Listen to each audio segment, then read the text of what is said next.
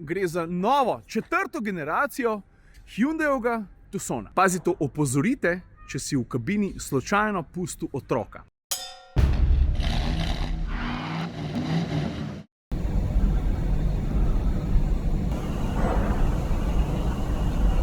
Danes se bodo zgodile ene sladko-kisle, te ne pridejo na vrsto toliko pogosto, bojo pa še toliko bolj zanimive, zato ker je avto, ki ga bom pokazal v naslednjih kadrih. A veš, gre za čist novo generacijo. Gre tudi za avto, ki je vzdignil veliko prahu, ko se je prvič pojavil, ko smo prvič videli, kakšne oblike je. Predvsem pa gre za avto, ki se mu jaz kot žirant, član žirije izbora za slovenski avto leta, v bistvu sem ga med 5 finalistimi, 5 zelo dobrimi avtomobili postavil na prvo mesto. In če si gledal izbor, si verjetno že ugotovil, v katerem avtu govorim. Gre za novo, četrto generacijo Hyundaiovega Tucsona. Drugače pa niti še en let ni, odkar sem nazadnje pokazal vlogo Tucsona. Prejšnjo, tretjo generacijo, rdeč je bil paket N-Line je imel, že tisto avto se mi zdi, da sem pohvalil sem ga, no? Ampak to, kar je Hyundai za svoje kupce pripravil zdaj, no to je pa še level up. No se drugače Tucsona kot model že zelo dobro poznamo, bi bilo tudi čudno, če ga ne bi. To pa pravim zato, ker je Tucson Hyundaiov daleč najbolj prodajan SUV. Do zdaj so jih v predhodnih 3 generacijah prodali švoh 1,5 milijona. Pa sem tako malo za orientacijo, ne? Pod njim je Hyundai Kona, nad njim pa Hyundai Santa Fe. Dolg je 4,5 metre in točen tale je tudi hibrid, zdaj pa toliko o osnovi. Predlagam, da se premaknemo na sladko-kisle. 3, 4, zdaj. Torej, prva sladka, z razlogom stojim pri zadnjem modelu avtomobila, ker je to prostor. No, tukaj smo pa zato, da pokažem prtljažnik. Seveda se zadnja vrata odprejo s pomočjo elektrike. Prostornina je pa, moram priznati, kar zajetna. Vse skupaj 616 litrov, ampak moramo poštevati, da je del teh litrov skritih pod tole polico. A je to sploh polica? Kako se temu reče? Govorim neumnosti, zato ker to je poden, mislim, dno, prtljažnik. Pa mimogrede, prenese obremenitev 60 kg, no pod njim so pa potem še dodatni prostori za odlaganje. Vidiš, rezervnega kolesa ni, ker imaš tukaj kit, s katerim lahko popraviš predrto gumo. Pa tale zelena vrečko, ki jo bomo zdaj odprli. To se dostikrat pri novih avtomobilih zgodi, ne? Najdeš še kakšne stvari, ki so zapakirane, gre pa za mrežo. In jaz dostikrat to mrežo primem v roke, redko pa pokažem, kako izgleda, ko je raztegnjena. Pa recimo, ko nekaj zadržuje, da se ne fura levo-desno. Hočemo to narediti. Jaz sem ful pameten, pa sem najdel kar naenkrat na vsaki stranici po 3 kavle namesto 2, tako da se bomo pa skupaj učila, prav. Kole na levo stran sem že zapel, naredim to še na desni strani. Evo, to je nek najbolj osnoven primer uporabe takšne mreže, imam pa še kupenih kavlov oziroma telih, ko se temu reče. Zato, ker se jo da pač prilagoditi še za par drugih reči. In moram priznati, v tem trenutku ne vem še čisto, kako se to naredi v točno tem avtomobilu. Bom pa naštudiral. In to je to. Drugače pa takole brz zgleda prtljažnik, ki se z mano družne. Kupenih stvari noter, mislim, da 2 bundi plus take imam na sebi. To je zato, ker smo snemali slovenski avto leta, pa pač je fajn, da imaš stvari, ki nimajo gor logotipa, zato ker pač RTV Slovenija. Pa moram priznati, da se kufr vsem malo počasi zapira. Le, takole je v drugi vrsti, moram reči, da v tem trenutku ne zgleda, da je prostora dovolj. To je pa zato, ker ko voznik zapusti vozilo, se spreden sedež avtomatično, ker je električno pomičen, se pomakne nazaj, da voznik lažje izstopi. Veš, eni avti recimo imajo pa double combo, pa gre pa sedež nazaj, pa še volan se dvigne. Taki, ki so še bolj fini. Je pa sedež tukaj noter usločen, vidiš, da je prostora za noge še malo bolj, pa tista klasična mrežca. Zdaj se jo ne videl, pa tale klasična mrežca. Pa ne sem tole, čakaj, jim še nekaj pokazal. Tole, veš? To sem govoril, prostora je tudi v drugi vrsti dovolj. Ampak, ko gledaš segment, v katerem se nahaja, je to vendarle neko povprečje. Mogoče ga je edin nad glavo velik, sploh zato, ker imamo stekleno streho oziroma panoramsko okno. To pa vemo, da avti, ki imajo to, pa malo manj prostora za glave ponovati, ampak tukaj se pa to dejansko ne čuti. Ok, zdaj pa zares druga sladka. Pa ostanemo kar v kabini, zato ker druga sladka je ravno to. Ambient, materiali, pa tudi oblikovanje. Skratka, vse stvari, ki vplivajo na to, kako se ti v avtomobilski kabini počutiš. Pa dajmo se najprej osredotočiti na dizajn. Jaz mislim, da gre za splošno zelo všečen pristop, čeprav se mu vidi nekaj azijskega pridiha. A se strinjamo? Takole na prvi pogled je jasno, da je Hyundai uspel neke te oblikovne predrznosti prenesti tudi sem noter, to mi je všeč. Pa del zaslug za to lahko pripišemo tudi volanu. Bolj ga gledaš, bolj hecen pa samo svoj zgleda, ampak potem, ko se pa enkrat z njim družiš nekaj časa, ugotoviš, da ta posebnost nima nekih praktičnih pomanjkljivosti, kar je fajn, ko včasih so stvari, ki dobro izgledajo, tudi malo nepraktično, v tem primeru ne. Pa še nekaj se ful dobro v tem kadru vidi. Daj prosim poglej zaslona. Imamo instrumentno ploščo, ki je lepo potopljena, postavljena pred volan, pogled na njo je dober, torej zgornji del volana v nobenem primeru ne blokira pogleda na števce, bom pa pokazal. Potem imamo pa še ta sredinski del, to bo zdaj všeč vsem tistim, ki ne prenesejo tistih zaslonov, ki štrlijo ven iz armaturke, ker v tem primeru je zelo lepo integriran v kabino, vidiš? Je pa res, da je tale krpica, če si mal pedanten, nujen pripomoček, kako se obadaš s tem zaslonom oziroma s to kabino, ker je piano plastike tukaj na sredinskem grebenu, pa seveda tudi okrog glavnega zaslona res velik, pa je treba vsak toliko časa mal zdrgniti. Pa še eno pohvalo imam, se pol lotimo vmesnika, tukaj pod njim je pa pravzaprav površina občutljiva na dotik. Klasičnih stikal ni. Ampak moram pohvaliti način, kako je Hyundai to izpeljal. Kljub temu, da ni klasičnih stikal, se da klimo zelo hitro pa intuitivno upravljati. Pravzaprav gre za modro in rdečo puščico, ki sta povsem na svojem in je težko kiksniti, pa mimogrede si zapomniš, kje sta. Tako da v tem primeru, v takšni izvedbi, popolnoma pozdravljam površino občutljive na dotik. Pa dajmo vršiti pogled še na digitalno instrumentno ploščo. Meni se zdi, da je zelo lična, lepo je integrirana v samo kabino. Podatki so jasni, razločni, všeč mi je modra svetloba, ki je neka, ne rekel rdeča nit, ampak modra nit skozi celoten digitalni experience tega avtomobila. Pa še en dodatek bi rad pokazal, za katerega moram priznati, da ni to ne vem koliko uporabna stvar. Pravzaprav je celo malo kičast, ampak mi je všeč, zato ker detajli so pomembni. Mimogrede, takole izgleda vmesnik, moram pohvaliti odzivnost, ki je na ravni najboljših, tukaj sploh ni dvoma, predvsem pa pejmo tukaj na drugo stran. Vidiš tukaj, kaj piše Sounds of Nature. Stisnemo in pa imaš tukaj različne zvoke, s katerimi se lahko malo pomiriš, če ti je dolg čas. Dajmo najprej zbrati Snowy Village. So šli malo na špancer po snegu, a pokažem še druge. Čak sem malo. Lively Forest. Tole so pa Calm Ocean Waves. Dež. Pa zdaj malo lulat, dajmo naprej. Open Air Cafe.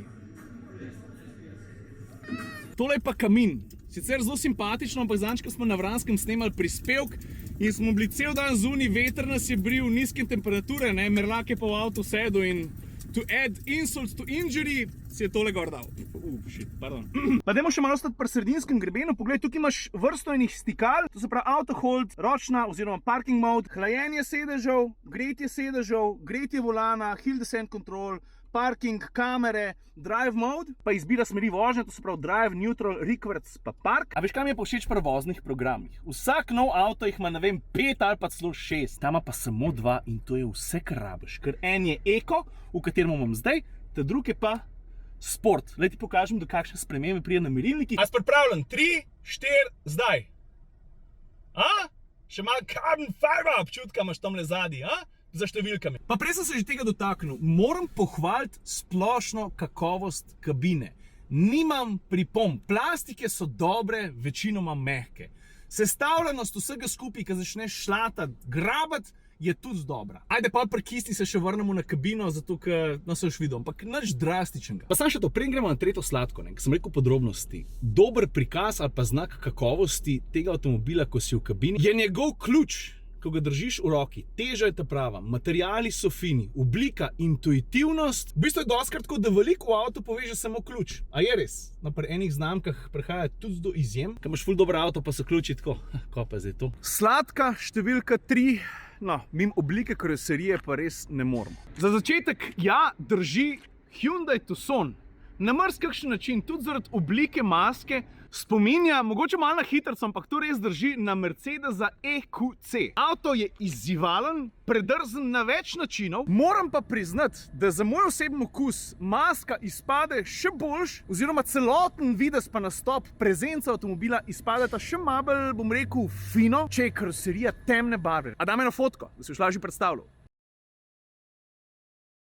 Pa kakšno pozornost je Hyundai namenil samo dnevnim svetilom, ki so del okrasja celotnega avtomobila in so na nek način integrirana oziroma dopolnjujejo masko. Vidiš, ker maska, ta plastičen del se tukaj konča. Od tukaj naprej, ti zobje ali kremplji ali kakorkoli jim hočeš reči, so pa dnevne luči.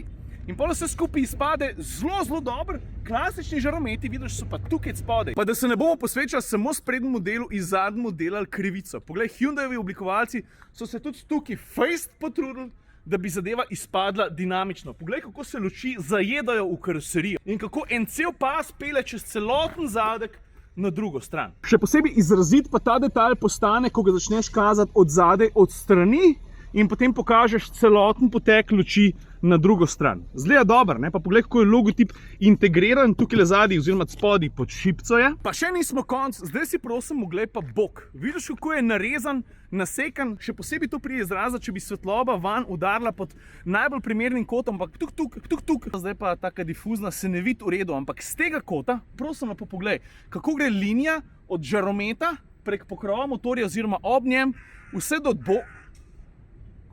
vse do boka in kako se potem začne lomiti na sredini vrat, pa potem kako gre vse skupaj proti zadku, vidiš? Četrta sladka, mogoče niti ne več toliko presenetljivo, ne? To so vozne lastnosti. Ta avto se dobro pelje, ni športen, nagiba se povprečno veliko, ne glede na to, ali imaš ti šport ali pa ne. Ampak ta nagib se zgodi progresivno. Ne daje ti unga feelinga, pa dobro, kva se mi tukaj guncamo. Nekako je integriran v celotno obnašanje avtomobila, tudi takrat, ko se znajdeš v ekstremu. Veliko sem ga vozil na Vranskem. Hipno spreminjanje smeri, recimo med stožci, ali pa takrat, ko ti zapelješ v rondo in iz njega, ker greš težišče na eno in potem na drugo stran. No in tukaj čutiš, kako so fedri in blažilniki sposobni kontrolirati vso to gibanje. Pravzaprav sta bound pa rebound naštimana odlično. Kdor ve, drugi gremo pa naprej. In kje se to pozna? Predvsem, ko zapelješ, ne vem, čez ležečega policaja ali pa ko butneš v luknjo. Zelo dobro zaduši, pa ob tem kabina ostane tudi tiha. Ko je pa treba avto malo zavolanati, ko je treba krmiliti, odzivnost je povprečna, ne moram reči, da ni.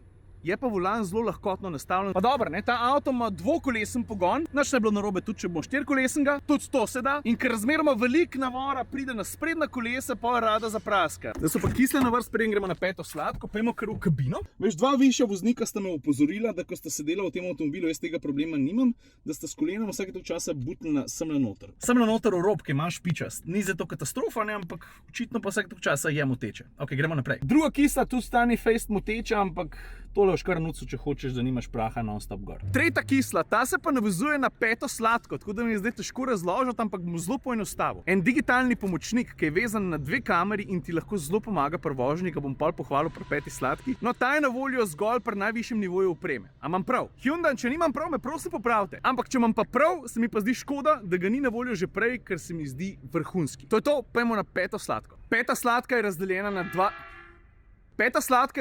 na dva dela oziroma dva pomočnika. Ta prvi je to, da te avto opozori, pazi to, opozorite, če si v kabini slučajno pustil otroka. Pa to tudi ni čisto nov pripomoček, ker mislim, da ga ima tudi že Santa Fe. Ampak, ko se pa zgodi, je pa lahko tudi usodno. Kako sem jaz to ugotovil? Jaz sem vedel, da to ta avto ima, ampak dejansko me je v praksi opozoril, ker sem se malo pripeljal domov, nekaj sva se še pogovarjala, pa sem zagrabil svoje stvari, sem šel ven, ker tam mala nekaj bluzila, sem rekel, le v redu, vstan ti nos, če hočeš, jaz grem v bajto, ker me že malo zebe. Jaz očetam, zanalaž, zato da tam malo poživciram, zaklenem avto in v trenutku, ko sem naredil 3-4 korake stran od avtomobila, škaj naredil? Začel je piskati. Opozoril me je, stari, ti imaš nekaj še noter. Se mislim, da sem to pohvalil že pri Santa Feju, zdaj pa imamo pa še na eno stvar in sicer na digitalnega pomočnika. Gre za pripomoček, ki je zame čist nov, ampak posvojil sem ga pa v trenutku. In to je big deal, ker vozniki, ljudje na splošno na neke novosti ponovadi ali pa občasno ne reagiramo najboljše. Drži? No, v tem primeru se mi pa zdi to top, predvsem recimo na avtocesti, kjer je fajn, da imaš pregled nad mrtvim kotom in